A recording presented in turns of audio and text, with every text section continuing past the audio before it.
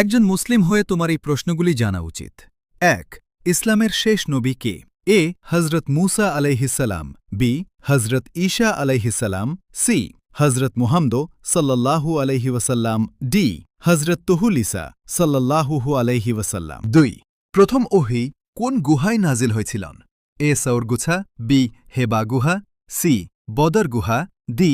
বঞ্জর গুহা। 3. কুরআন শরীফে কতটি সূরা আছে? এ. 100টি, বি. 110টি, সি. 114টি, ডি. 120টি। 4.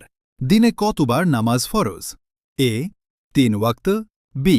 4 ওয়াক্ত, সি. 5 ওয়াক্ত, ডি. 6 ওয়াক্ত। একজন মুসলিম হয়ে তোমার এই প্রশ্নগুলি জানা উচিত। 1. ইসলামের শেষ নবী কে? এ. হজরত মুসা আলাইহিসসালাম, বি. হজরত ঈসা আলাইহিসসালাম, সি. হজরত মুহাম্মদ সাল্লাল্লাহু আলাইহি ওয়াসাল্লাম, ডি. হজরত তুহুল ঈসা সাল্লাল্লাহু আলাইহি ওয়াসাল্লাম। 2. প্রথম ওহী কোন গুহায় নাজিল হয়েছিলেন? এ. সৌর গুহা, বি. হেবা গুহা, সি. বদর গুহা, ডি. বঞ্জর গুহা। 3. কুরআন শরীফে কতটি সূরা আছে? এ. 100টি, বি. 110টি, সি. 114টি, ডি. 120টি। 4. দিনে কতবার নামাজ ফরজ? এ. 3 ওয়াক্ত, বি. 4 ওয়াক্ত, সি. 5 ওয়াক্ত, ডি. 6 ওয়াক্ত। একজন মুসলিম হয়ে তোমার এই প্রশ্নগুলি জানা উচিত। 1. ইসলামের শেষ নবী কে? এ. হজরত মুসা আলাইহিসসালাম, বি. হজরত ঈসা আলাইহিসসালাম, সি. হজরত মুহাম্মদ সাল্লাল্লাহু আলাইহি ওয়াসাল্লাম, ডি. হজরত তুহুল ঈসা সাল্লাল্লাহু আলাইহি ওয়াসাল্লাম। 2.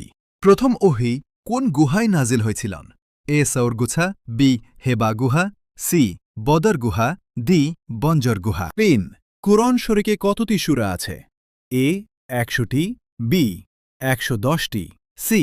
114টি, ডি. 120টি। 4. দিনে কতবার নামাজ ফরজ? এ. 3 ওয়াক্ত, বি. 4 ওয়াক্ত, সি. 5 ওয়াক্ত, ডি. 6 ওয়াক্ত।